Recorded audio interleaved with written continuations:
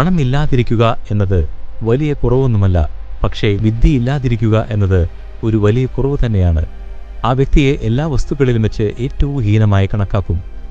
ഇതുമായി ബന്ധപ്പെട്ട് ചാണക്യൻ നമുക്ക് തരുന്ന പാഠങ്ങൾ കേൾക്കാം. വിദ്യ എന്നത് അവനവൻ്റെ ഉള്ളിലെ പ്രകാശത്തിൽ നിന്ന് ഉണ്ടാകുന്നവയാണ്.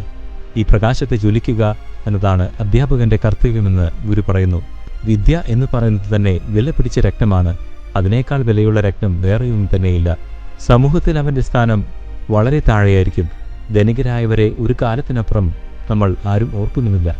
അവൻ്റെ ധനത്തിൻ്റെ പ്രൗഢി നിലനിൽക്കുന്ന കാലം വരെ അവനെ ഓർക്കുന്നു. പക്ഷേ വിദ്യ പകർന്നു വന്ന നമ്മുടെ ഗുരുക്കന്മാരെ ലോകമുള്ളിടത്തോളം നമ്മൾ ഓർക്കും.